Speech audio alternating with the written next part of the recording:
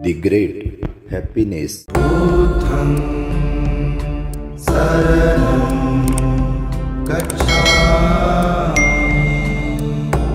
yathapi ruchirang puppam vannavantang sagandhakam yevam subhasita vacha सफला होती कुब्बतो।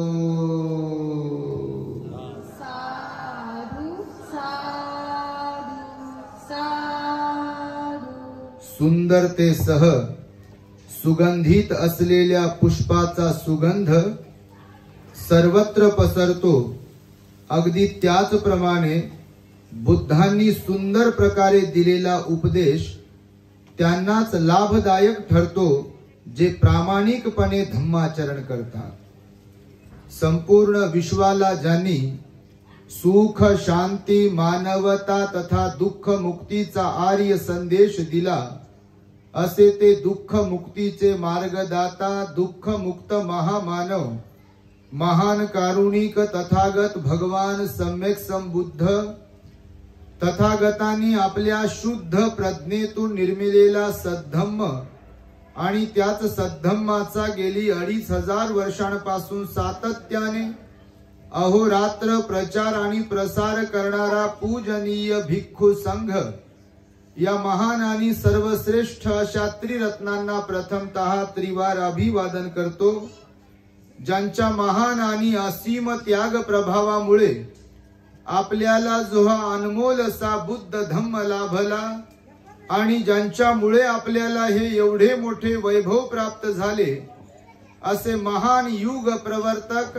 भारतीय राज्यघटनेचे शिल्पकार परमपूज्य बोधिसत्व डॉक्टर बाबासाहेब आंबेडकर या महामानवाच्या महान अशा धम्मक्रांतीमध्ये संपूर्ण जीवनाला समर्पित करून आज या महान मंगलमय दिनी आपल्या औरंगाबाद शहरातील उस्मानपुरा द्वारकापुरी येथील श्रावस्ती बुद्ध विहारामध्ये ग्रंथ वाचन समारोपाच्या निमित्ताने माझ्या समवेत धम्म मंचावरती उपस्थित असलेले पूजनीय भिक्खू मंगल बोधीजी, त्याचबरोबर श्रामणेर संघ श्रद्धानंद रत्नानंद आणि असितानंद आणि संपूर्ण आपल्या बुद्ध विहारातील श्रद्धावंत महिला मंडळ उपासक उपासिका बालक तथा बालिकांनो, तद्वतच दी ग्रेट हॅपीनेस या आपल्या यूट्यूब चॅनलचे सर्वच दर्शक, सर्वप्रथम तुम्हा सर्वांच्या प्रती मंगल मैत्री सद्भावना व्यक्त करतो आणि आपणा सर्वांच्या दुःख मुक्ती करिता 2600 वर्षांपूर्वी तथागत भगवान बुद्धांद्वारा शिकविलेल्या धम्मोपदेशास प्रारंभ करतो। आपण सर्वांनी शांत एकाग्र आणि श्रद्धायुक्त चित्ताद्वारे या अनमोल बुद्धवाणीला आपल्या हित सुखाकरिता श्रवण करावे, ग्रहण करावे। साधु साधु साधु। आपण वर्षावासाच्या निमित्ताने आपल्या श्रावस्ती बुद्ध विहारामध्ये धम्मग्रंथाचं वाचन करून जनमानसांमध्ये समाज बांधवांमध्ये बोधिसत्व बाबासाहेबांना अभिप्रेत असलेला आदर्श बौद्ध समाज जो की आचरणिक असेल तो घडविण्यासाठी निर्माण करण्यासाठीचा प्रयत्न केलेला आहे।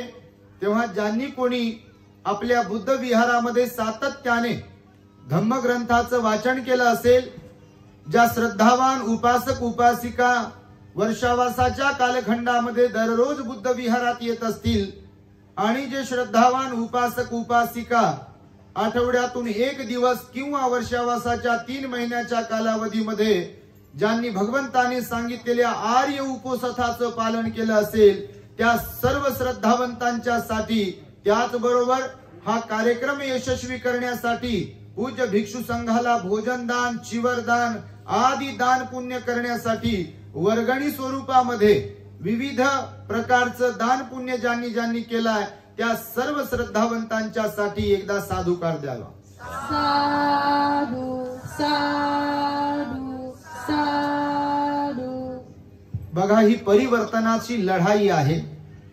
आपल्या देशामध्ये क्रांती आणि प्रतिक्रांती होत आलेली आहे. एक काळ होता, जवळपास 1200 वर्ष या देशामध्ये बौद्ध राजांचं शासन होतं. त्यानंतर अनेक स्थित्यांतरे आली आणि गेली. ज्या ज्या राजांनी या देशाचं शासक बनण्यासाठी प्रयत्न केला आणि हा देश ज्यांच्या हातात होता त्यांनी भगवान बुद्ध आणि बौद्ध संस्कृतीचा वारसा नष्ट करण्याचा कसोशीने प्रयत्न केला.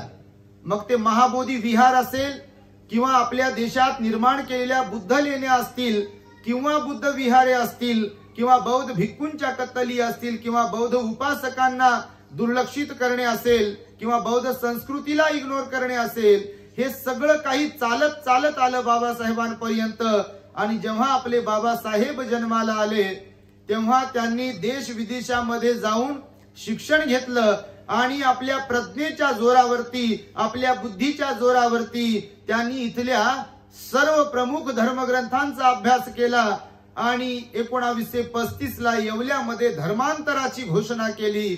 मी ज्या धर्मात जन्माला आलो ते माझ्या हातात नव्हते, परंतु ज्या धर्मात जन्माला आलो आहे त्यामध्ये मी मरणार नाही आहे, कारण मला माझं व्यक्तिगत स्वातंत्र्य आहे. मला माझ्या बुद्धीचा वापर करायचा आहे. मानवाच्या सर्वांगीण विकासासाठी जो धर्म काम करेल त्याच धर्माचा मी स्वीकार करणार आहे. ज्या धर्मामध्ये समता, स्वातंत्र्य, बंधुभाव आणि न्याय ही तत्व प्रणाली आहे, जो धर्म इथल्या शेवटच्या माणसाचा सर्वांगीण विकास करू शकेल त्याच धर्माचा मी स्वीकार करणार आहे.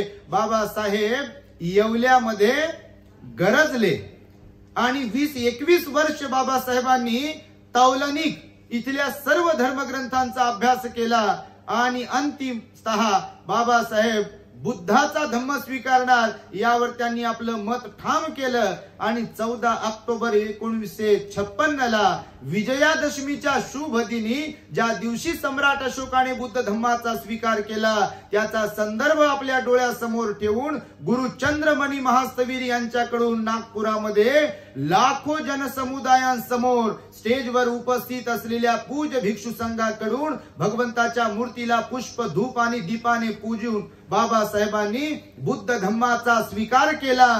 येवल्याला 1935 ला गरजलेले बाबासाहेब 14 ऑक्टोबर 1956 ला नागपुरात बरसले आणि बाबासाहेबांनी हजारो वर्षानंतर एक न भूतो न भविष्यती रक्ताचा एकही थेंब न सांडवता या देशामध्ये क्रांती घडवलेली आहे. जो समाज, जी माणसं हजारो वर्ष माणूसपणापासून दुर्लक्षित होते, मानवी अधिकारांपासून दुर्लक्षित होते, एका व्यवस्थेनं ज्यांच्या कमरेला झाडू आणि गळ्यामध्ये मडकं दिलं होतं, कुठल्याही प्रकारचे अधिकार ज्यांच्या वाट्याला येऊ दिल्या जात नव्हते, भरझरीचे कपडे ज्यांच्या वाट्याला नव्हते, निर्मळ स्वच्छ पंचपक्वानाचं अन्न ज्यांच्या वाट्याला नव्हतं, शिक्षणाच्या संधीपासून जे कोसो दूर ज्यांना ठेवल्या जात होतं, स्वच्छता, नीटनेटकेपणा, पद, प्रतिष्ठा, मान, सन्मान ह्या सगळ्या गोष्टींपासून जे लोक कोसो दूर होते, त्या मेलेल्या निर्जीव असलेल्या समाजाला बाबासाहेबांनी नवसंजीवनी दिली आणि त्यांना जिवंत केलं. आणि त्या बाबासाहेबांच्या समाजातील आपण सर्व माता भगिनी आणि सर्व श्रद्धावंत उपासक उपासिका आहात. आणि त्या बाबासाहेबांनी आपल्याला जो बुद्धाचा धम्म दिला त्या बुद्ध धम्माचं प्रामाणिकपणे पालन करणे, आचरण करणे, बौद्ध धम्माच्या प्रचार प्रसारासाठी आपली बुद्धी, आपला वेळ आणि आपला पैसा खर्च करणे हे माझं तुमचं प्रत्येकाचं परम कर्तव्य आहे. आणि याची ज्यांना जाणीव आहे तेच खरे बाबासाहेबांचे अनुयायी. नाही तर बापा बोलाचाच भात आणि बोलाचीच कढी या विचारांचे जे कोणी असतात त्यांचा आणि बाबासाहेबांचा फक्त कामापुरता मामा करण्यासाठीच संबंध असतो आणि ते लोक श्रद्धावान नसतात. खरं की खोटं? बिलकुल खोटं म्हणालच कसं बापा. हे खरंच आहे. कारण बाबासाहेबांनी बघा जीवनभर अनेक आंदोलनं केली, शिक्षणाचं महत्व समजावून सांगितलं, स्वाभिमानाचं महत्व समजावून सांगितलं, शिक्षण, न्याय, समता या सगळ्यांसाठी आंदोलन केले, मोर्चे केले, सत्याग्रह केला आणि सरते शेवटी बाबासाहेबांनी बुद्ध धम्माची दीक्षा घेतली आणि तिथे उपस्थित असलेल्या लाखो जनसमुदायात बुद्ध धम्माची दीक्षा दिली. त्यासोबत पंचशील ग्रहण केल्यावर बाबासाहेबांनी एक प्रतिज्ञा 22 प्रतिज्ञांपैकी वाचून दाखवली आपल्या समाजाला आणि त्या 22 प्रतिज्ञांपैकी शेवटच्या प्रतिज्ञेत बाबासाहेब म्हणाले, इतप्पर मी बुद्ध धम्माच्या शिकवणुकीप्रमाणे वागेन अशी प्रतिज्ञा करतो. कोणाकोणाच्या घरात 22 प्रतिज्ञा आहेत सांगा बरं प्रामाणिकपणे. बाबा लय जाऊ इकडं तर पाहिलंच नाही बाबा. भीमके लागते जिगर हा दे इधर आणि अर्ध्यापेक्षा जास्त उदर आहे की काय असा असता कामाने. इकडं बसले बापा अर्धे, इकडं अर्धे जास्त बसले. माझ्या माय मावल्या भगवंताने सांगितलं की त्यांच्यामध्ये भावनिकता, श्रद्धा हे महिलांमध्ये जास्तच असते सगळीकडेच. कोणत्याही देशात जा, कोणत्याही कानाकोपऱ्यात जा, श्रद्धेसाठी, भावनिकतेसाठी, भक्तीसाठी सर्वात जास्त पुढाकार जर कोणता असेल, कुणाचा असेल तर तो महिलांचा असतो. आणि बाबासाहेब म्हणाले एखाद्या समाजाची प्रगती मोजायची झाली, एखाद्या समाजाची, देशाची प्रगती मोजावयाची झाली तर त्या देशातल्या महिला जर परिवर्तनाच्या लाटेमध्ये, परिवर्तनाच्या काफिल्यामध्ये, परिवर्तनाच्या रथामध्ये अग्रेसर असतील, म्हणजे स्वतःमध्ये त्या परिवर्तन करून घेत असतील तर निश्चितपणे त्या स्वतःच्या परिवारासह समाजाचा आणि समाजासह देशाचा विकास त्यांच्या हातून झाल्याशिवाय राहत नाही. आणि म्हणून एकदा सगळ्या माझ्या माता भगिनींसाठी पुरुषांनी टाळ्या वाजवल्या पाहिजे. बाबा तुम्हाला तर वेळच नसते, सगळीकडे पळसाला 3च पानं आहेत. आमच्याकडे पळसाचं झाडच लावलेलं आहे बघा साजापूरला. तुमची कुणाला वाटलं तर बा खरंच असतात की नाही तर येऊन पहा तुम्ही, खरंच पळसाला 3 पानं असतात. आता यांना बाबासाहेबांनी जास्त काम लावून दिलेत, हे कामाला जातात बिचारे, कार्यक्रमाच्या दिवशी येतात. एकदा जे आलेत कार्यक्रमाच्या दिवशी का होईना त्यांच्यासाठी तुम्ही टाळ्या वाजवा. नाही तर आता आले ना आम्हाच्यासाठी तर टाळ्या वाजवल्यात नाही म्हणून निघून जातील, नाही तर पुन्हा येणच नको बाबा. म्हणते जी काय महिलांचा सन्मान करता पुरुषांचा करतच नाही की काय असं वाटू नये. पण तुम्ही नाही तसे बापा, तुमच्यासारखं तर कोणीच नाही आहे. तुम्ही फार चांगले आहे. आणि आज तर बघा या द्वारकापुरीला धम्मपुरी तुम्ही बनवलं, एवढी मोठी संख्या तुम्ही आज इथे उपस्थित आहात. Really really proud of you. खरंच म्हणतो बापा, मनातूनच म्हणतो. कारण तुमच्या खांद्यावर धम्माचा रथ आहे ना. धम्मरथाची किती चाक सांगितले बाबासाहेबांनी? अहो 2 नाही बापा, तुम्ही काय घरीच बसता का काय? 4 चाक सांगितले. पहिलं चाक भिक्खू आहे, तर दुसरं चाक भिक्खुनी आहे, तिसरं चाक पाठीमागचं उपासक आहे आणि चौथं चाक पाठीमागचं उपासिका आहे. ही 4ही चाकामध्ये जर समान हवा भरलेली असेल, हवा म्हणजे चाकांची गोष्ट करतो अशी नाही, अशा आता हवा लय येतात. आणि आता तर लय जोरात वादळ येणार आहे नोव्हेंबर महिन्यात आपल्या देशात. त्याच्यात लय लोक अशा हवेत तरंगतील. कोणी कोणी तुमच्याकडचं कोणी तरंगणार नाही. तुमच्यामध्ये बसलेलं कोणी तरंगू नये म्हणजे झालं. पण लय लोक असे या वावटळीमध्ये, वादळामध्ये, हे निवडणुकीचं वादळ आहे त्याच्यात हवेतच तरंगतात.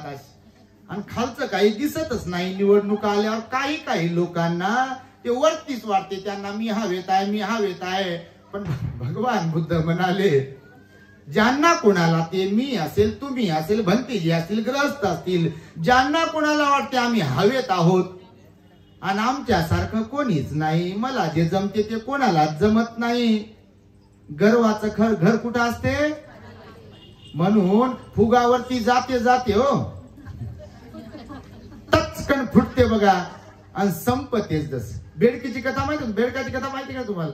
आपण सांगतो की भगवान म्हणाले चांगलं काम करत असताना कोणीही असो, भिक्षू असो की उपासक असो की अजून कोणी असो, कौटुंबिक जीवन जगणारे चांगले लोक असो की सामाजिक कार्य करणारे चांगले लोक असो का देशाचं हित करणारे चांगले लोक असो, चांगलं काम करताना जर आपल्यात हवा भरली आपणच, तर हवा निघून गेली की फटकन बार होते त्याचा आणि सगळं काही संपते बघा.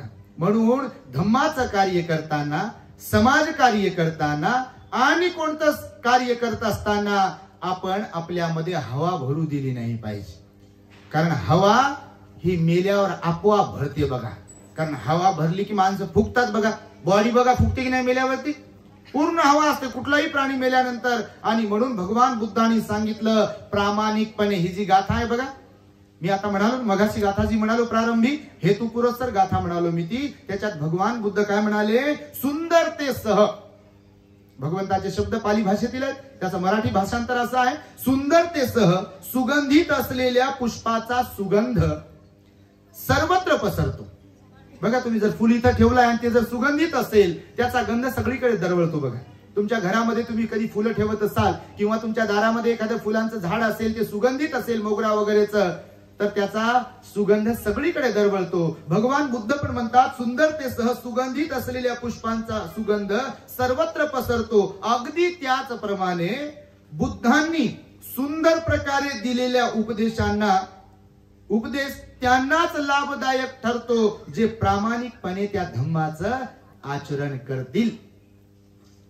जे धम्माला पाहतात ते मला पाहतील, जे मला पाहतात ते धम्माला पाहतात, हे बुद्धाचं वचन आहे. देवदत्त भगवंताच्या घरातला होता. कोकालिक नावाचा भिक्खू एक भगवंताकडे पाहू पाहू, भगवंताचं सौंदर्य पाहू पाहू भिक्खू बनला होता. त्याचा हेतू होता की मला बुद्धाच्या जवळ राहून भगवंताचं सौंदर्य निहाळता येईल. भगवंताने एक दिवस त्याला फटकारलं.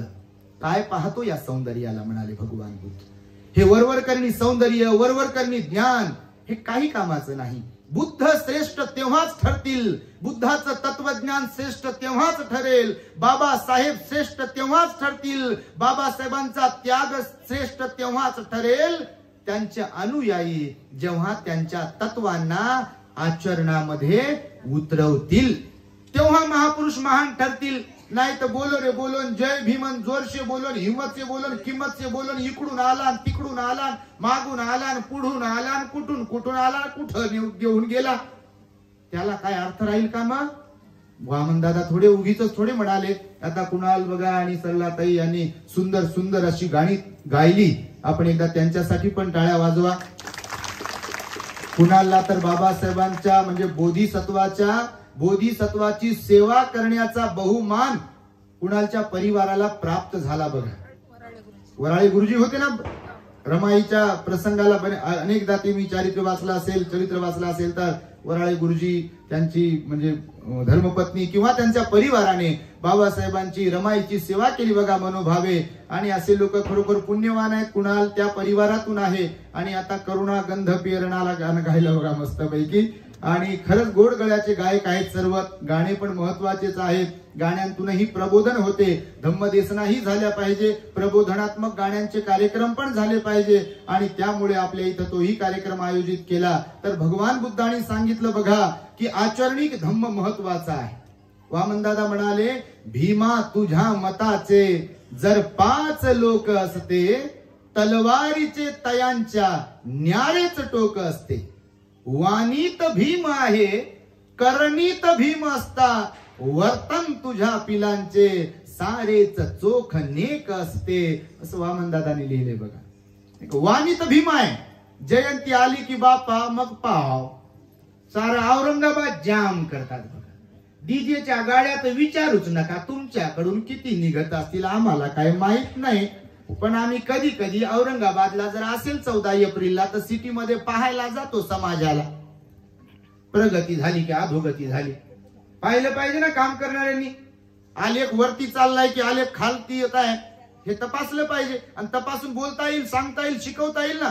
गुरुजींनी प्रत्येक विद्यार्थ्याकडे लक्ष दिलं पाहिजे, तरच गुरुजींना शिकवता येईल ना. नाही तर गुरुजी ध्यानावर नसेल तर मग विद्यार्थ्यांना काय शिकवल बापा. गुरुजी पोट भरू असेल तर मग काय खरं समाजाचं. आणि त्यामुळे हे जे काही उदाहरण देत असतो आम्ही नेहमी समाजाला पाहूनच देत असतो. म्हणून आपण बाबासाहेबांच्या विचारांचे पाईक आहोत आणि बाबासाहेबांच्या विचारांना आपण आचरणात आणू शकलो पाहिजे. म्हणून बघा थोडक्यात तुम्हाला मी उपदेश देणार आहे. ही गाथा म्हणत असताना मला आता आठवलं, एकदा भगवंताकडे विचारल्या गेलं की भगवान श्रद्धावान कुणाला समजावे. आता बघा बऱ्याच कार्यक्रमांमध्ये पत्रकारांवरती किंवा बोलताना लोक शब्द प्रयोग करतात. काय म्हणतात? श्रद्धावान उपासक उपासिका. तर काय शब्द वापरतात? श्रद्धावान हा शब्द आहे बघा. श्रद्धावंत किंवा श्रद्धावान. माहिती आहे तुम्हाला श्रद्धावंताची व्याख्या कुणाला माहिती आहे तुमच्यात बसलेल्यांपैकी? पुरुषांनाही विचारतो आणि महिलांनाही विचारतो. भगवंताने सांगितलेली व्याख्या म्हणजे आपल्या मनाची नाही. भगवान बुद्धांनी श्रद्धावंताची व्याख्या कोणती केली असेल? कुणाला समजलं भगवंताने श्रद्धावान? जेव्हा भगवंताला विचारला गेला प्रश्न, भगवान श्रद्धावान कुणाला म्हटलं पाहिजे, श्रद्धावान कुणाला समजलं पाहिजे, तर भगवंताने 3 लक्षणांनी युक्त जो कोण असेल, जाती धर्माचा संप्रदायाचा काही संबंध नाही. आज आपल्या दी ग्रेट हॅपीनेसचे प्रवचन केवळ आपलीच लोक ऐकतात असं नाही, तर बऱ्याच जाती धर्माची लोक प्रवचन ऐकतात. ते कॉल करतात कृतज्ञता व्यक्त करण्यासाठी. पुरुषही आणि महिलाही संपूर्ण महाराष्ट्रातून तुमच्या माहितीसाठी सांगतो. आणि आपल्या चॅनलचे आता 1,00,000+ सबस्क्रायबर्स झालेले आहेत. साधू साधू साधू. बुद्ध बाबासाहेबांच्या विचारांचं प्रामाणिकपणे काम करत असताना जे कोणी प्रामाणिकपणे काम करेल निश्चितपणे त्यांच्या वाट्याला यश येईल. म्हणून तुम्हाला महत्वाच्या मुद्द्यावरती मी थोडक्यात बोलणार आहे. मागे पण एकदा आम्ही धम्मदेसनेसाठी आलो होतो. विहार थोडं छोटं पडतंय आपलं. कॉलनी वाढू लागली, आबादी वाढू लागली. कोणीतरी आई म्हणे बाबा भंतीजी विहारात काही जास्त लोक येत नाहीत. मी त्यांनाही म्हटलं पळसाला 3च पानं आहेत सगळीकडेच. कारण खरंच आहे ही फार मोठी शोकांतिका आहे. अत्यंत खेदजनक ही बाब आहे. ज्यांना बाबासाहेबांनी पोटा पाण्याला लावलं, ज्यांच्यासाठी 3 मुले मुलगी पत्नी मातीमध्ये गेली, तरी त्या युगंधराने पर्वा नाही केली. ज्याने चालाया आम्हाला स्वतःचे पाय दिले, त्या भीमरायाला माझ्या भीमरायाला सांगा तुम्ही काय दिले. त्या भीमरायाला सांगा तुम्ही काय दिले. म्हणून मी हे जरा परखड बोलत असतो. मला माहिती आहे समाजातल्या काही लोकांना बिलकुलच हे आवडत नाही स्पष्ट बोललेलं. कारण माझी आई, मी लहान होतो तेव्हा म्हणायची की बाळा खरं बोलल्यावर सख्या आईला पण राग येतो. तुम्ही म्हणत असाल बाबा तुम्ही कुठं धीरूबाईच्या घरून आले. आणि खरंच ही गोष्ट, खरं बोललं की रागच येतो. स्पष्ट बोलणारे माणसं सगळ्यांनाच आवडत नसतात. परखड बोलणारे माणसं सगळ्यांनाच आवडत नसतात. आणि मग परखड बोलणाऱ्याची, स्पष्ट बोलणाऱ्याची आणि व्यवस्थित राहणाऱ्यांची, चांगलं राहणाऱ्यांची निंदा अधिक होते. त्याला बुद्धही अपवाद ठरले नाही, बाबासाहेबही अपवाद ठरले नाही. धर्मांतराच्या वेळेस बाबासाहेबांना आपल्याच काही लोकांनी निवडणुका असल्यामुळं विरोध दर्शविला होता. तुमच्या माहितीसाठी सांगतो. पण ज्या झाडाला फळं लागतात लोक त्याच झाडाला दगड मारतात. ज्या झाडाला फळच लागणार नाही त्याला दगड कशाला मारतील. म्हणून मी आता थोड्या वेळापूर्वी शब्द प्रयोग केला. पोटापुरते काम करणाऱ्यांनी पोटापुरते बनलं नाही पाहिजे. पोटचा पाईक असा शब्द प्रयोग केला आपल्या बाबासाहेबांनी. पोटचा पाईक बनू नका म्हणाले तरुणांना. इथं तर फार कमी तरुण आहेत.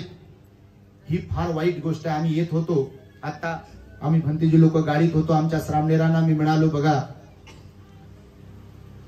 इथं गुरुद्वारा आहे, आपल्या जवळ गुरुद्वारा. सकाळी येत होतो, चकाचक होता. काही शीख बांधव मध्ये जात होते, काही बाहेर निघत होते. पुरुष होते त्याच्यामध्ये जास्त. तुम्ही पण पाहत असाल, जवळच आहे तुमच्या. किंवा तुम्ही काही मंदिर पाहत असाल लोकांचे. कुणावर टीका टिप्पणी करत नाही आपण, पण कुठल्याही मंदिरामध्ये, कुठल्या चर्चमध्ये, कुठल्या गुरुद्वाऱ्यामध्ये लोकांना मानापानाने माईक घेण्यासाठी, फुलं देण्यासाठी, नावासाठी बोलविण्याची गरज पडत नाही. ज्यांच्यात श्रद्धा असते ती स्वतःहून आपली श्रद्धा प्रकट करण्यासाठी आपल्या धार्मिक ठिकाणी जातात, म्हणजे जातात.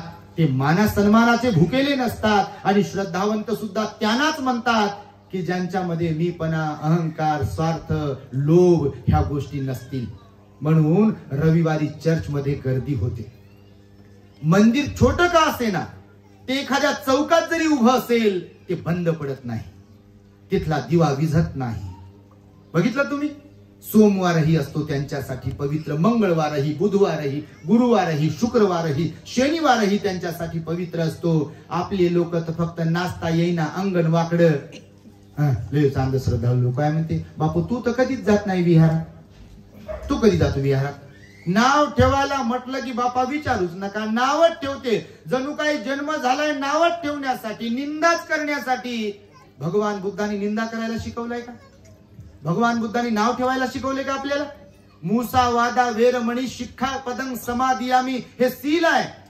विशेष रूपाने पंचशिलेत 5च जरी शील असतील, 5च जरी तत्व असतील, तर तुम्ही अभ्यास जर कराल तर 4थ्या तत्वामध्ये, या मुसावादा वेरमणी मध्ये ऍडिशनल 4 सील आहेत तुमच्या माहितीसाठी. एक तर खोटं बोलू नये, मुसावादामध्येच आहे. एक, खोटं बोलू नये, निंदा किंवा चुगली चहाडी करू नये, व्यर्थ बडबड करू नये, आणि शिवी गाळीची, रागाची, क्रोधाची भाषा वापरू नये. किती सील झाले? पंचशिलात 5च आहेत, पण 4थ्या शिलामध्ये ऍडिशनल 4 सील आहेत. आणि आम्ही लहानपणापासून पाहतोय, कुणाला वैयक्तिक व्यक्तिगत नाव ठेवत नाही, पण बऱ्याचदा नाक मुरडणारे लोक, नाचता येईना अंगण वाकडं असलेले लोक समाजामध्ये खूप जास्त आहेत. मी म्हणतो, जे लोक प्रामाणिकपणे काम करत असतील, समाजाचं काम करत असतील, धम्माचं काम करत असतील, भलेही त्यांना सहकार्य सपोर्ट करता येत नसेल तर मुकच बसावं, शांत बसावं, अडथळे आणण्यात अर्थ नाही. आमचे आनंद कौशल्यान भंतेजी होते, मी तुम्हाला हे शिकवणार आहे, पण त्याचा हा बेस आहे. मी हे भगवंताची वाणी तुम्हाला थोडक्यात सांगणार आहे, पण हे बेस तुम्हाला सांगतोय. एकदा आनंद कौशल्यान भंतेजी होते आपले, माहिती आहे तुम्हाला? कुणाला माहिती? आनंद कौशल्यान भंतेजी होऊन गेले. बौद्ध साहित्यिक होते, पाली साहित्याचे अभ्यासक होते, प्रोफेसर होते, श्रीलंकेला जाऊन आले. ते आपल्या दीक्षाभूमीला, सर्वात प्रथम दीक्षाभूमीला राहत होते. आनंद कौशल्यान भंतेजी, मोठी संपदा आहे त्यांची, ग्रंथ संपदा. तुम्ही जर चाळाल, मोठे ग्रंथ लिहून ठेवले त्यांनी. बघा, अनेक भाषांवर त्यांचं प्रभुत्व होत. त्यांचं प्रवचन ऐकण्यासाठी त्या काळातले साहित्यिक लोक यायचे. पुस्तकांबद्दल, लिखाणाबद्दल माहिती करून घेण्यासाठी, त्रुट्या काढण्यासाठी लोक त्यांच्याकडे रांग लावायचे. तेव्हा ते दीक्षाभूमीला राहायचे. सुरुवातीच्या फळीतले होते, फार सुरुवातीतल्या फळीतले. बाबासाहेबांच्या अंतिम संस्काराला ते उपस्थित होते. माहिती तुम्हाला? ते आनंद कौशल्यान भंतेजी एका ठिकाणी प्रवचन करताना म्हणाले होते, आपल्या समाजाच्या या परिस्थितीबद्दल, समाजाचा अभ्यास करून म्हणाले होते, कधी कधी मला फार वाईट वाटते आपल्या समाजाकडे पाहून, कारण समाजामध्ये एक वर्ग असा आहे की ज्यांची खेकडा प्रवृत्ती आहे. कोणती? तुम्हाला समजते का? खेकडा तर बापा सगळ्यांनाच माहित असेल, पण खेकडा प्रवृत्ती समजते का? भंतेजी म्हणाले होते, समाजामध्ये खेकडा प्रवृत्ती आहे. ती खेकडा प्रवृत्ती कशी आहे असं विचारल्यानंतर भंतेजी म्हणाले, एकदा एका ठिकाणी खेकड्यांचं प्रदर्शन भरविलं होतं. प्रदर्शन समजते ना बापा, तुम्ही लय हुशार. प्रदर्शन भरविलं होतं, वेगवेगळ्या देशाचे खेकडे ठेवले होते, बकेटमध्ये ठेवले होते, आणि त्या बकेटचं ट्रान्सपरंट होती ती बकेट, ते भांड जे काही असेल, काचेचं वगैरे असेल, आणि त्याच्यावर झाकणं ठेवली होती. पण एका भांड्यावर झाकणच नव्हतं ठेवलं, ते उघडच होतं. खूप लोक यायचे त्या प्रदर्शनामध्ये, पाहायचे, निहाळायचे, वेगवेगळ्या प्रकारचे खेकडे ठेवलेले आहेत, आणि पाहून झाल्यावर बाहेर पडायचे. ज्याने ते प्रदर्शन भरविलं होतं त्याला जाता जाता ते प्रश्न करायचे. एक विचारायचे, ते म्हणायचं, काय? आम्ही आतमध्ये गेलो, सुंदर सुंदर छोटे मोठे वेगवेगळ्या जातीचे खेकडे आम्ही पाहिले, मन तृप्त झालं, समाधानी झालं पाहून, पण एक मनात प्रश्न निर्माण झाला आमच्या. त्यानं काय म्हणून विचारल्यावर लोक सांगायचे, सगळ्या खेकडे म्हणजे वेगवेगळ्या देशातले वेगवेगळ्या ठिकाणाहून आणलेल्या खेकड्यांच्या भांड्यावर झाकणं ठेवलेली आहेत. हे भारताच्या खेकड्यावर झाकण का नाही ठेवलं? तर ते प्रदर्शन भरवणारा हुशार होता तुमच्यासारखा. तर तो म्हणाला त्याचं कारण लय मोठं आहे. बाहेर देशातले खेकडे हुशार आहेत आणि आपल्या देशातले खेकडे अति हुशार आहेत. तर विचारणारे म्हणायचे कसं काय? तर तो सांगायचा बाहेर देशातले खेकडे त्या भांड्यातून एखादा खेकडा वरती जात असेल तर खालचे खेकडे असे निहाळायचे, ऑब्झर्व करायचे त्याला. कुठं पाय ठेवतो उजवा, कुठं पाय ठेवतो डावा, कुठं पकड भेटते त्याला आणि वरती कसा पडतो आणि त्याचं अनुकरण करतात. तो खेकडेवाला सांगत होता. तर ते म्हणाले भारताचं काय? तर तो म्हणाला भारताचा विषय असा आहे अतिशहाणा त्याचा बैल रिकामा राहते. आपल्याकडे गणित तसंच झालेलं आहे. जास्तही हुशार पाहिजे नाही माणूस, आणि असेल तर त्याच्यात संयम पाहिजे, सहनशीलता पाहिजे, त्याच्यात श्रद्धा पाहिजे, धार्मिकता पाहिजे, तर त्याचं शहाणपण त्याचं ज्ञान टिकू शकते. पण फक्त ज्ञानाचीच गंगा पुढे पुढे गेली आणि त्या ज्ञानाच्या गंगेला श्रद्धेची जोड नसेल तर त्याच्यात अहंकार असा फुल भरते असं. आणि मी आता सांगितलं की नाही बेडकी काही काही असं फुल फुगते. मग बेडकीचे पिल्ल जातात दूर चरायला, ते पाहतात बैलाला आणि परत येऊन मम्मीला सांगतात मम्मी आम्ही एक प्राणी पाहिला तो लयच मोठा होता, मम्मी लयच अहंकारी होती. बेडकाची गोष्ट बोधकथा मध्येच.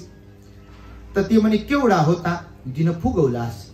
पावसाळ्यात बेडकं पाहिले का तुम्ही? ड्राव ड्राव करते बा, ही तो फुगवते असं बघितलंय ना. ती फुगवत फुगवत गेली म्हणे एवढा होता का प्राणी, तेवढा होता का प्राणी, म्हणता म्हणता फुगवता फुगवता फटकन फुटली बीक आणि मरूनही गेली बघा.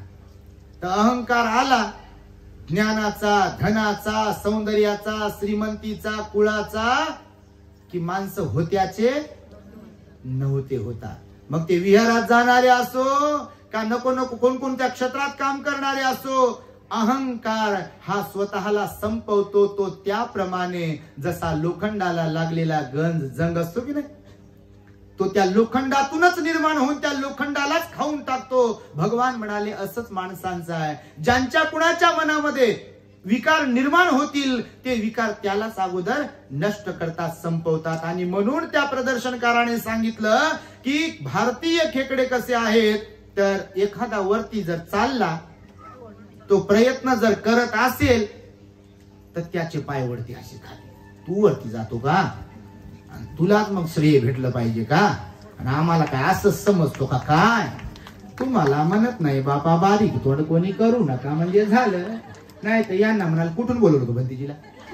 हा कशाचा ग्रेट हॅपीनेस चॅनल आम्हाला काय इंजेक्शन देण्यासाठी बोलवलं होतं का? आम्हाला गोळ्या देण्यासाठी बोलवलं होतं? आम्ही काय कमी आहे का? एवढ्या नोकऱ्या केल्या आणि एवढं वर्ष लग्न कार्य लॉनन बिनन काय उगच केलं असेल का? आम्ही बापा मी तुम्हाला म्हणतच नाही, तुम्ही तर लय चांगले. आणि म्हणून भंतेजी म्हणाले की खेकडा प्रवृत्ती जर समाजामध्ये असेल समाजाचं नुकसान होते बघा, बिलकुल नुकसान होते. एका कोणाचं नुकसान होत नाही, त्या एका व्यक्तीमुळं, त्या एका स्त्रीमुळं, त्या एका पुरुषामुळं ज्यांच्याकडे ही अशी प्रवृत्ती आहे अख्ख्या समाजाचं ते नुकसान वाटोळं करू शकतात. आपल्याकडे तसं नसेल अशी आशा बाळगतो. कारण विहारात येणाऱ्या लोकांनाही नाव ठेवणारे कमी लोक नाहीत आपल्या समाजामध्ये. तिला काहीच काम धंदा नाही म्हणतात. तुम्ही त्याला बळी पडले असाल बापा. इकडं तर गणिताचा विषयच नाही या काही. ते या गावचेच नसतात, काही काही सोडले तर, कारण त्यांचे गाव वेगळेच असतात. तुम्ही बिचाऱ्या असता जात असाल विहारात, ग्रंथ वाचत असाल, वंदनेला जात असाल नाही का, तर काही काही बिचाऱ्या मावल्या माझ्या तिला काय काम धंदा आहे. तिथं झालंय आता सगळं उरकलंय, सगळं सुना आहेत घरी, पैसे जास्त झाले दान देते म्हणून. इथपर्यंत मजल ही अत्यंत अज्ञान आणि मूर्ख व्यक्तीचं लक्षण आहे. तुमच्या माहितीसाठी सांगतो, भगवंतानं शब्द प्रयोग केला, मोघ पुरुष म्हणाले भगवान बुद्ध. महामंगल सूत्रात पहिल्याच गाथेत म्हणाले असेवनाच बालानं पंडितानंच सेवना पूजाच पूजनीयानं येतं मंगलम उत्तम म्हणाले भगवान. मूर्खांच्या संगतीत राहू नका, इग्नोर मारा त्यांना, नाव ठेवू नका त्यांना. चर्चा करू नका त्यांची कोण मूर्ख असेल तर आपल्या आजूबाजूला आसपास. मूर्खांना इग्नोर मारा आणि पंडितांच्या सोबत राहा. पंडित म्हणजे कोण? शहाणे, हुशार, सिलवान, गुणवान, सदाचारी जे आहेत, सहनशील जे आहेत, संयमशील जे आहेत, जे शील पालन करतात, दान पुण्य करतात, ध्यान करतात, विहारात येतात, ते सज्जन आहेत. आणि सज्जनांच्या संगतीत राहा असं भगवंताचं वचन आहे. आणि त्यामुळे विहार बंद पडले नाही पाहिजे. बघा, जर विहार बंद पडण्यासाठी, विहारात येणाऱ्या लोकांना रोखण्यासाठी आपण कारणीभूत ठरत असेल तर खऱ्या अर्थाने बाबासाहेबांशी बेईमानी आणि गद्दारी कोण जर करत असेल तर आपलेच लोक. माझ्यातला भीम मीच केला उना, दोष देऊ कुणा, दोष देऊ कुणा असं म्हणाले वामनदादा. का सगळ्याच गोष्टीला कारणीभूत बाहेरच्या संघटना नाहीत कोणत्या? बोलायला फार आपण चतुर आहोत, आपले लोक बोलायला फार हुशार आहेत. नाव माईक घेतला की नावच ठेवते फक्त. दुसऱ्या लोकांना मी त्याच्या उलट आहे. तुमच्या माहितीसाठी सांगतो, बाबासाहेबांना सुद्धा छळलं परिस्थितीनं, समाजाने, धर्मव्यवस्थेनं. बाबासाहेबांनी जशास तसा बदला घेतला का? घेतला का? बदला घेतला पाहिजे, पण जशास तसा नाही घ्यायला शिकवला बाबासाहेबांनी. बुद्धी चातुर्य वापरून बदला घ्या म्हणाले बाबासाहेब. व्यवस्थेचा घ्यायचा असेल तर तोंड सुख घेऊन बदला घेऊ नका म्हणाले. कोणाचा धर्म कसा, कोणाचं तत्वज्ञान कसा, कोणाचे माणसं कसे, कोणती जात कशी, कोणता धर्म कसा, हे नाही शिकवलं बाबासाहेबांनी.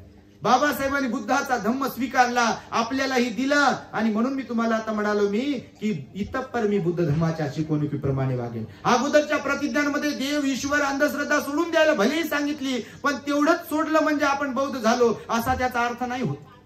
तुमच्या माहितीसाठी सांगतो.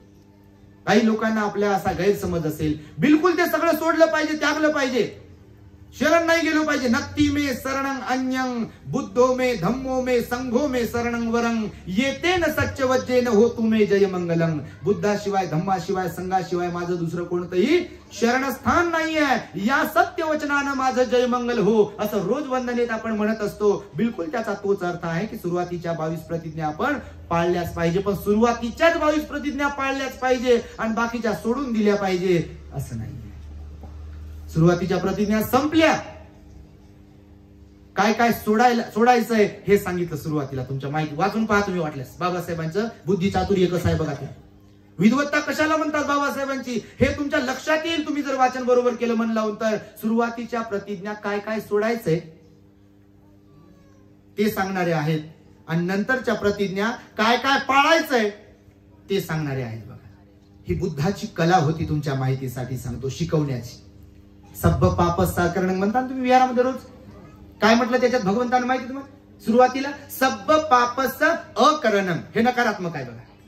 सब्ब पापस अकरणं म्हणजे सर्व प्रकारचे पापकर्म, कोणतेही पापकर्म, काय वाचा मनाने पापकर्म, अकुशल कर्म करू नये. काय करू नये हे अगोदर सांगितलं बघा. तुम्ही जर अभ्यासू असाल, शिकले सवरलेले असाल, ज्ञानी असाल तर लक्षात घ्या तुम्ही काय करू नये हे अगोदर शिकवलं भगवंताने. मग अकुशल काय काय आहे हेही शिकवलं भगवंताने. पाप काय काय आहे, ते कोणकोणत्या प्रकारचे पापकर्म असतात हेही शिकवलं भगवंताने विस्ताराने. काय करू नये हे सांगितल्यावर भगवान बुद्ध म्हणाले कुसलस्स उपसंपदा.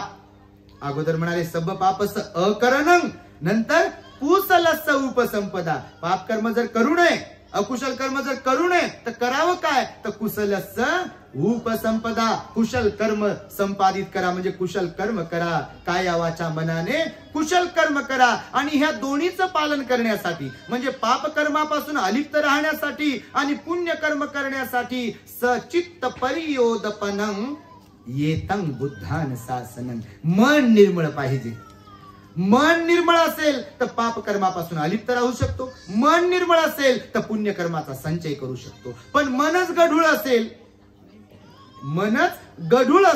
मन मलिन असेल, मन रागानं, द्वेषानं, लोभानं, मत्सरानं, अहंकारानं, ईर्ष्येनं, संशयानं भरलेलं असेल तर काय तिथे पापन, काय तिथे पुण्य, काय तिथे कुशलन, काय तिथे अकुशल, त्याचा काही संबंध उरत नाही. आणि आपल्या समाजात अशी लोक आहेत.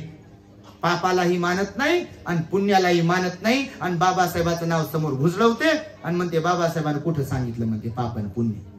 आणि कधीच कोणतं प्रवचन ऐकलं नाही, धम्म कधी जाणून घेतला नाही आणि वर सांगायचं मग की हे बाबासाहेबांनी सांगितलं नाही. मी आपल्या लोकांना नेहमी सांगतो की तुम्ही धम्माचा अभ्यास केला पाहिजे. आणि धम्माचा अभ्यास म्हणजे फक्त पुस्तकी अभ्यास नाही, तर तुम्हाला दान पुण्य करावं लागेल. धम्माचा अभ्यास म्हणजे काय? एक तर दान पुण्य करावं लागेल, दुसरी गोष्ट सील पालन करावं लागेल, आणि तिसरी गोष्ट ध्यान करावं लागेल. ह्या 3 अंगाने धम्माचं आचरण होऊ शकते. आणि त्यामुळे बाबासाहेबांनी सांगितलेल्या सुरुवातीच्या ज्या प्रतिज्ञा आहेत त्या नकारात्मक आहेत, म्हणजे सोडायला काय काय सोडायचंय त्या शिकवतात. आणि नंतरच्या ज्या प्रतिज्ञा आहेत तुम्ही जर त्या पाहिल्या तर मी भगवान बुद्धांनी सांगितलेल्या अष्टांग मार्गाचा अवलंब करेन. आहे की नाही प्रतिज्ञा? आहे की नाही? मी भगवान बुद्धांनी सांगितलेल्या 10 पारमिता पाळेन. सर्व प्राणी मात्र समान आहेत असे मी मानतो, म्हणाले बाबासाहेब. म्हणाले की नाही? त्या 14 ऑक्टोबर 1956 विजयादशमीच्या दिवशी 22 प्रतिज्ञा एकाच ठिकाणी नव्हत्या लिहिल्या. माहितीये का तुम्हाला ही गोष्ट? कारण बाबासाहेबांची एक नजर कमजोर झाली होती आणि स्वतंत्रपणे, कारण नवा आयाम सुरू झालेला होता, तेव्हा नवा आयाम सुरू होत होता. नव्याने एक नवी एनर्जी, एक नवी ऊर्जा समाजामध्ये बाबासाहेब पेरत होते. म्हणून एका पेजवर एका ठिकाणी एक प्रतिज्ञा बाबासाहेबांनी लिहिली होती. बाबासाहेब पुढे म्हणायचे आणि लाखोंचा जनसमुदाय बाबासाहेबांच्या मागे म्हणायचा. आणि ते लोक त्या काळचे अशिक्षित होते जरी, अडाणी होते जरी, गरीब होते जरी, पण प्रामाणिकपणा त्यांच्यामध्ये होता. आणि आजही ज्यांच्यामध्ये प्रामाणिकपणा असेल, बाबासाहेबांच्या त्यागाबद्दल, तेच बुद्धाचे अनुयायी बनू शकतात. हे मी तुम्हाला जाहीरपणे सांगू शकतो. ज्यांच्यात प्रामाणिकपणा नाहीये बाबासाहेबांच्या बद्दल, ते कधीच बौद्ध होऊ शकत नाहीत, बुद्ध धम्माचं आचरण करू शकत नाहीत, विहारात जाऊ शकत नाहीत, दान पुण्य करू शकत नाहीत, सील पालन करू शकत नाहीत, ध्यान करू शकत नाहीत, समाजाला जोडण्याचं काम करू शकत नाहीत. आणि त्यामुळे प्रामाणिकपणा हा अत्यंत महत्वाचा आहे. आणि त्यामुळे तुम्हाला आता मी मगाशी जी गाथा म्हणालो त्या गाथेलाच धरून भगवान बुद्ध जसे म्हणाले की प्रामाणिकपणे जे कोणी बुद्ध धम्माचं आचरण करतील त्यांनाच बुद्ध धम्माचा लाभ होईल, तेच श्रद्धावान आहेत असं मी समजतो. आणि म्हणून श्रद्धेचे 3 लक्षण आहेत. एक तर सीलवंतांचं दर्शन करण्याची इच्छा त्यांच्या मनात होते. जशी तुमच्या मनात इच्छा झाली की समारोपीय कार्यक्रमामध्ये भिक्षू संघाला आपण बोलावलं पाहिजे, त्यांना चीवर भोजन आदी दान दिलं पाहिजे, हे श्रद्धावंतांचं लक्षण आहे. नाही तर बापा ग्रंथ आम्हीच वाचला, पंचशील जमते, वंदन आहे जमते, मग भंतीची काय करायची असं तुम्हाला काही वाटत असं, म्हणून तर तुम्ही बोलवलं. म्हणून श्रद्धावंतांचं पहिलं लक्षण आहे. भगवंताने कोणतं सांगितलं? सीलवंतांच्या दर्शनाची इच्छा. कोणाची दर्शनाची इच्छा? शीलवंतांच्या दर्शनाची इच्छा. आणि शीलवंत कोण? सुपटिपन्नो भगवतो सावक संघो, उजुपटिपन्नो भगवतो सावक संघो, न्यायपटिपन्नो भगवतो सावक संघो, न्याय सामीची पटिपन्नो भगवतो सावक संघो, यदिदं चत्तारि पुरिस युगानि अट्ठपुरीस पुगला, ये स भगवतो सावक संघो, आहुनेयो पाहुनेयो दक्षिणेयो अंजली करनियो, अनुत्तरं पुण्यं खेतं लोकसाती. हे बुद्धाचं वचन आहे, ही संघवंदन आहे. आणि ही संघवंदन आहे म्हणून भगवंतानं त्या उद्देशानं म्हटलेलं आहे की जे श्रद्धावंत समजतात, ते भिक्षू असो की गृहस्थ उपासक असो, त्यांना सीलवानांचं दर्शनाची इच्छा झाली पाहिजे. कारण जर श्रद्धा आहे तर सीलवानांच्या दर्शनाची इच्छा होईल. श्रद्धा म्हणजे काय फक्त वंदना म्हणण्यापुरती असते काय? श्रद्धा म्हणजे काय फक्त ग्रंथ वाचण्यापुरती असते काय? श्रद्धा म्हणजे काय फक्त जय भीम म्हणण्यापुरती असते काय? श्रद्धा म्हणजे काय पांढरे कपडे घालण्यापुरती असते काय? श्रद्धा म्हणजे काय विहारात येऊन टप्पू मारण्यासाठी असते का? बापा, श्रद्धा म्हणजे त्याचे लक्षण आहेत, त्याची व्याख्या आहे. तुम्ही गणितामध्ये, तुम्ही गणित जर विषय तुम्हाला असेल तर ते सूत्र असतात बघा, त्याची व्याख्या असते, लक्षण असतात. आणि म्हणून भगवंताने श्रद्धावंतांचे 3 लक्षण सांगताना पहिलं लक्षण कोणतं सांगितलं? ज्यांच्या मनात श्रद्धा असेल तर सीलवंतांचं दर्शनाची इच्छा होईल. ज्यांच्या मनात श्रद्धा असेल तर त्यांना धम्म देसना श्रवण करण्याची इच्छा होईल, धम्म देसना श्रवण करण्याची इच्छा होईल. नाही तर बापा कधी संपत्ती पंगत कधी बसते. तुम्ही नाही तसे म्हणून तर बसले एवढ्या मोठ्या संख्येने. येतच आहे, अजून कुठून कुठून आले, येतच आहे एवढ्या मोठ्या संख्येने. फार आनंद होतो जास्त संख्येने आपले लोक पाहिल्यावर. म्हणून येत राहा आणि असेच विहारातही येत राहा. बाबासाहेब म्हणाले किमान रविवारी विहारात जात राहा. काय म्हणाले, काय म्हणाले बाबा? किमान, कारण काम लावून दिलेत ना जास्त. राजकारणात जायचंय, इकडं जायचंय, तिकडं जायचंय, कुठंय जा बापा, कुठंय म्हणजे चांगल्या ठिकाणी जा, काम करा, पोटा पाण्याची आपली पोटाची खळगी भरा, आपली आजीविका करा, उदरनिर्वाह करा, बिलकुल पोरांना शिकवा, नोकरीला लावा, घर बांधा, गाड्या घ्या, हे सगळंच करा. पण हे सगळंच करता करता बाबासाहेबांचे श्रम वाया नका घालू. बौद्ध बनूनच राहा, बौद्ध म्हणून जीवन जगा, बौद्धच राहून बोला, बौद्ध राहूनच वर्तन करा. नाही तर बोलाचाच भात आणि बोलाचीच कडी. बाल्या म्हणते बाल्या, बाल्याची माय, बाल्याची बायको, 10 बाई 10ची खोली, आणि समाज गेला चुली. तुम्ही नाही तसे बिलकुल, पण काही काही बिलकुल असेच आहे. आणि त्यामुळे आपण मात्र धार्मिक बनलो पाहिजे. बाबासाहेबांना अभिप्रेत होता. आपल्या चॅनलचं स्लोगन आहे बघा, बोधिसत्व डॉक्टर बाबासाहेब आंबेडकरांना अभिप्रेत आदर्श बौद्ध समाज निर्माण करण्यासाठी आपल्या दी ग्रेट हॅपीनेस चॅनलला आपण सबस्क्राईब करावे, लाईक करावे, कमेंट्स कराव्यात, प्रवचन शेअर करावेत, असं आम्ही लिहिलेलं आहे बघा. तुम्ही ऐकत असाल प्रवचन. कोण कोण ऐकते प्रवचन? बापा बापा बापा बापा, लय मोठी हात वर झाली. इकडे झाले का? इकडचे महत्वाचे हात आहेत. तर बघा सांगतो आता. पहिलं लक्षण समजलं. दुसरं लक्षण काय सांगितलं? धम्माची देसना, म्हणजे धम्म देसना श्रवण करण्याची इच्छा झाली पाहिजे. आपण किती ज्ञानी असेल, हुशार असेल, काय काय येत असेल, परंतु विद्वान, सिलवान, गुणवान, विनयधारी भिक्खूंकडून धम्माची देसना ऐकायला भेटू दे. सम्राट अशोकाचे आम्ही वंशज आहोत, बाबासाहेबांचे आम्ही वंशज आहोत. तर आपण धम्माचा अंगीकार करण्यासाठी धम्म देसना सुद्धा श्रवण करणाऱ्यांपैकी असलो पाहिजे. पण आपल्याकडे आता विषय असा झालेला आहे की वंदनात आम्हाला तिथे एका ठिकाणी लग्नाचा किस्सा सांगितला आपल्या एका उपासकाने. भंतेजी म्हणे परिस्थिती एवढी वाईट आहे काही काही ठिकाणी. लग्नाचं निमंत्रण सगळ्यांना देतात अगोदर, आहेर, बट्टा, सट्टा, काय काय काय काय, हळद गिळद काय लागते, तांब्या लागते, धागा लागते, दोरा लागते, अजून संध्याकाळी खायला काय काय लागते, पियाला काय काय लागते, सगळं आठवण करून सगळी तयारी करतात. आणि लग्न लावायचं कोण त्यांना सांगितलेलं विसरलेलं असतं. होते असं तुमच्या माहितीसाठी सांगतो. कितीतरी वेळेला लोक येतात आणि भंतेजी येता का लग्न लावायला? मी म्हटलं त्यासाठीच झालो का भंतेजी आम्ही? आणि आता तर सोडूनच देणार आहे लग्न लावणं काय काय करणं. कारण आता लोक स्पेशली आपल्याला धम्म देसनेसाठीच बोलवतात. तुमच्या माहितीसाठी तुम्ही पाहत असाल संपूर्ण महाराष्ट्रात काना कोपऱ्यात, खेड्या पाड्यात लोक, कोणताही छोटा मोठा कार्यक्रम असो, लोक स्पेशली आता भंतेजींना धम्म देसनेसाठी बोलवतात. परवाला बघा मुंबईला होतो. किती तारखेला? 26 तारखेला, 26ला मुंबईला होतो. 26ला मुंबईला होतो. तर तिकडे बघा वाकोडे बाबा वारले. तर 30 तारखेला त्यांचा स्मृती दिन होता. आता उद्याचे समजा 30 तारखेला. तर आमची तारीख खाली नव्हती. तर ते म्हणाले कोणती तारीख एक द्या आम्हाला. तर 26 तारीख घेतली. म्हणजे तारखेच्या अगोदर तारीख घेतली. आणि कशासाठी घेतली? तर पूजा वंदना करण्यासाठी नाही, फक्त लोक जेव घालण्यासाठी नाही, फक्त तर स्पेशली धम्मदेसनीसाठी. कांदिवलीला लोखंडवाला म्हणून एरिया आहे मुंबईमध्ये, तिथे तो कार्यक्रम झाला. अशी तुडुंब गर्दी होती बघा. ऑड डे असताना सुद्धा लोकांमध्ये आता श्रद्धा निर्माण होत आहे. भिक्खू संघाचं हे श्रेय आहे, काम करणाऱ्यांचं हे श्रेय आहे. तेव्हा सर्व काम करणाऱ्यांसाठी, धम्माचं कार्य करणाऱ्यांसाठी एकदा तुम्ही टाळ्या वाजवल्या पाहिजे.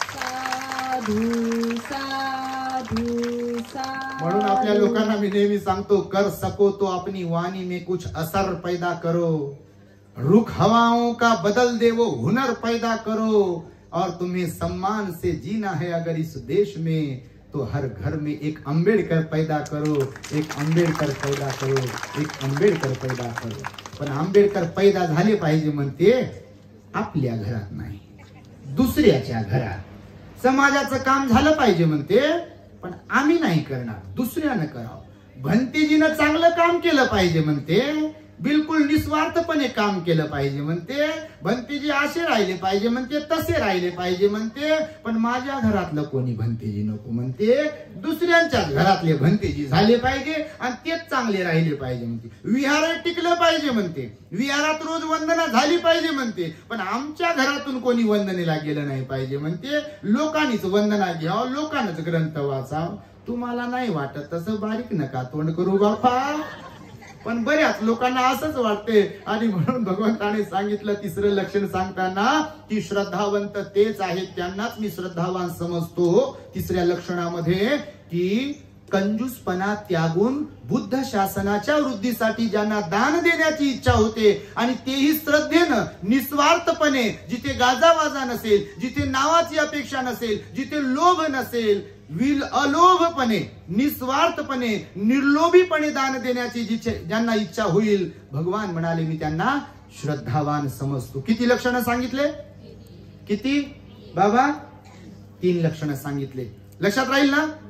हेच सांगणार आहे, थांबणार आहे मी. पहिलं लक्षण श्रद्धावान बना. बघा भगवंताने सांगितलं श्रद्धावान बना. मला सांगा की जर शिक्षणात सर्व काही आहे, श्रीमंती पैसात सर्व काही आहे, पदप्रतिष्ठात सर्व काही आहे, राजकारणात सर्व काही आहे, बिलकुल त्याच्यात काही काही आहे, तर बाबासाहेबांनी MA, PhD, DSc, LLD, D.Litt, barrister at law एवढ्या डिग्र्या घेतल्यावर, केंद्रीय मंत्री राहिल्यावर, नाही का, कोणकोणत्या खात्याचे काम केल्यावर, बॅरिस्टर असल्यावर सुद्धा काय गरज होती बुद्ध धर्माचा स्वीकार करण्याची?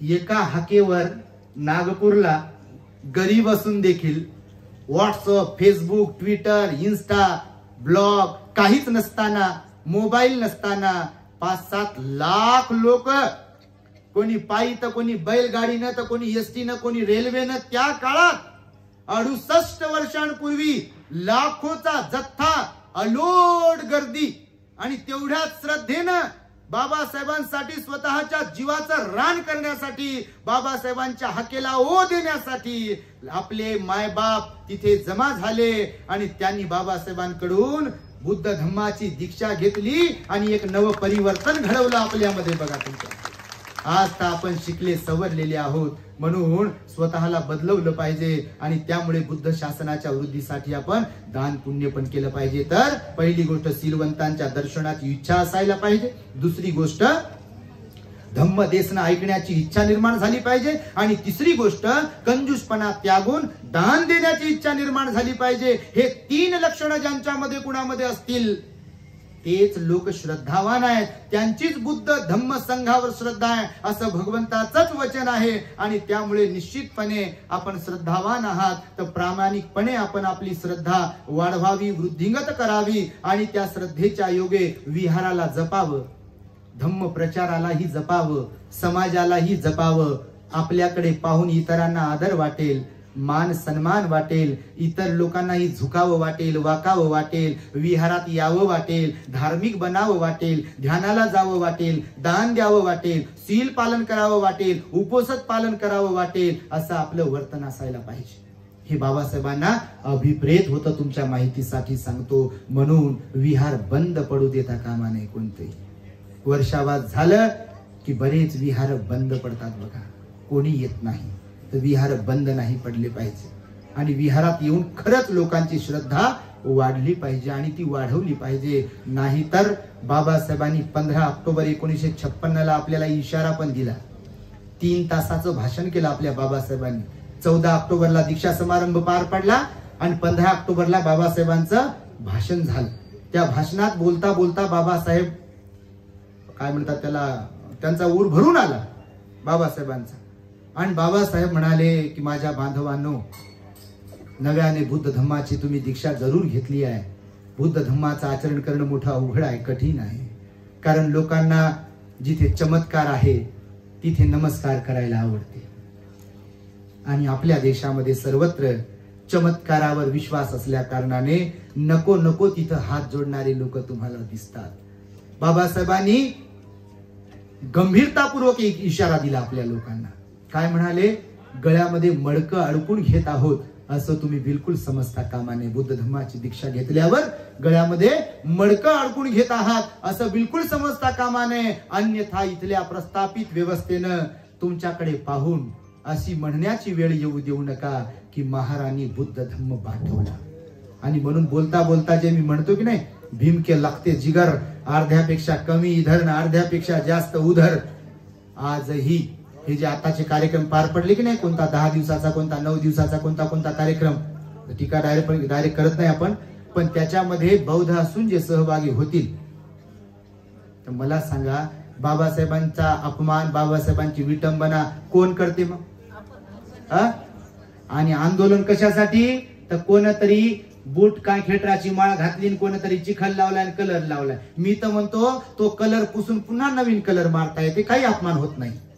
खरं जर पाहिलं, रिअली जर पाहिलं, तर पुतळ्याचा कोण म्हणते अपमान होते? तसं पाहिलं कोणी कोणती माळ घातली म्हणजे, कोणता हार घातला म्हणजे, कोणता रंग लावला म्हणजे केवळ तेवढ्यानच विटंबना होत नाही.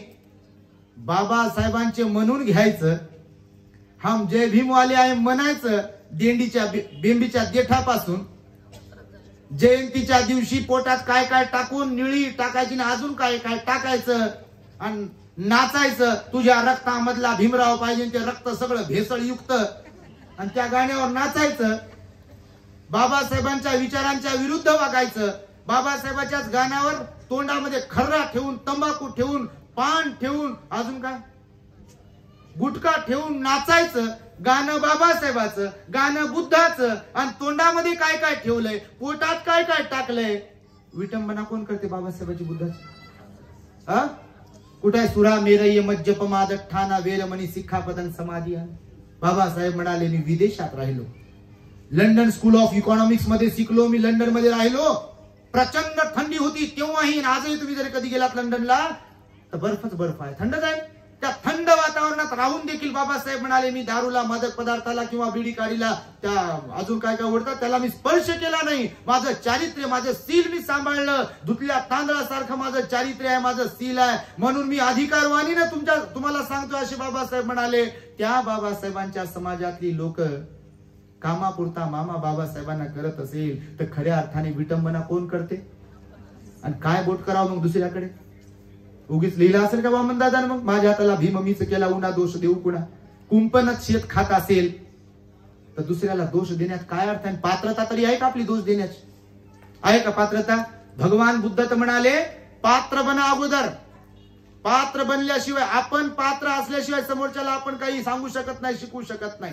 सम्राट अशोक मोगली पुत्र तीस भंतीजीकडे जेव्हा गेले, त्यांना बरं दिसत नव्हतं जे काही चंगळवाद चालला होता भिक्षूंमध्ये, समाजामध्ये, बुद्ध धर्माच्या आचरणाच्या संदर्भामध्ये. भंतेजीला त्यांनी बोलून दाखवलं, भगवान भंते मी राजा आहे, मी काहीही करू शकतो आणि मला हे आवडत नाहीये, हे जे काही बुद्ध धर्माचं विडंबन होत आहे, तर याच्यावर काहीतरी तोडगा काढला पाहिजे, लोकांना हाकलून लावलं पाहिजे. भगवंताच्या धम्माच्या विरुद्ध जे वागत असतील त्यांना मोगली मी हे करू शकतो का? तर मोगली तीस भंतेजी म्हणाले महाराज, भलेही आपण 84,000 चैत्य स्तूप विहार निर्माण केले असतील, भलेही तुम्ही राजा असाल, परंतु जोपर्यंत तुमच्या कुटुंबातलं कोणीतरी तुम्ही धम्मासाठी भिक्खू संघामध्ये, भिक्खुणी संघात दान देत नाही, तोपर्यंत तुम्ही पात्र ठरत नाही, तुम्ही धम्माचे दायात ठरत नाही. आणि मी तुम्हाला सांगतो की तुम्ही जर धम्माचे दायात बनलात तर बुद्ध धम्माचा आलेख चढता होईल, बुद्ध धम्माला नवी कळा प्राप्त होईल, बुद्ध धम्माचा प्रचार आणि प्रसार जलद गतीने होईल आणि तुम्ही धम्माचे दायात बना. राजाने घरी बोलून दाखवलं, महेंद्र तयार झाले, संघमित्रा तयार झाल्या, बुद्ध धर्माची दीक्षा घेतली, स्वतःच्या मुलांना बुद्ध धर्माची अगोदर दीक्षा दिली. मुद्दा म्हणून सांगतो हेतू पुरस्सर, त्यांना पात्र बनवलं, लायक बनवलं, सिलवान बनवलं, विनयधारी बनवलं, शिस्तबद्ध बनवलं आणि बाहेर देशात बुद्ध धर्माचा प्रचार आणि प्रसार झाला पाहिजे म्हणून इथे राहण्याची व्यवस्था, विहारांमध्ये ते विहारांचं निर्माण, इथून बाहेर देशात जाण्याचा खर्च, तिकडे जाऊन राहण्याचा खर्च राजाला सांगून इतंभूत पूर्ण खर्च जो काही आहे तो राजाने केला. अगोदर स्वतःपासून सुरुवात केली.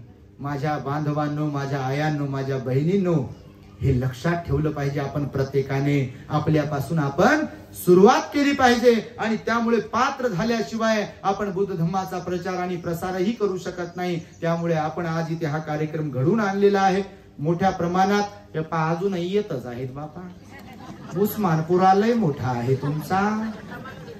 कामाला गेल्या होत्या, बरं झालं कामावून लवकर आल्या. आणि खरंच बघा वाढता वाढता लयच वाढले बापा. आता आम्हाला जाण्याची वेळ आली ना, आता वाढत आहे संख्या. बरं झालं आली. आता गाण्याचा आहे कार्यक्रम आहे. कुणा विसरला ताई मस्त पैकी गाणे म्हणतात, प्रबोधन करतात आणि जेवण तर असेलच. हा, त्याशिवाय कार्यक्रम कसा होईल.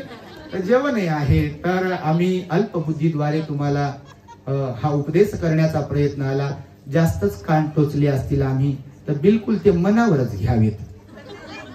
तर आजच्या दिवसासाठी आमच्या उपदेशाला इथे आम्ही पूर्ण विराम देत आहोत. साधू साधू साधू. भवतु सब मंगलम रक्षन्तु सब देवता सब बुद्धानुभावेन सदा सुखी भवन्तु ते. भवतु सब मंगलम रक्षन्तु सब देवता सब धम्मानुभावेन सदा सुखी भवन्तु ते. भवतु सब मंगलम रक्षन्तु सब देवता सब संघानुभावेन सदा सुखी भवन्तु ते.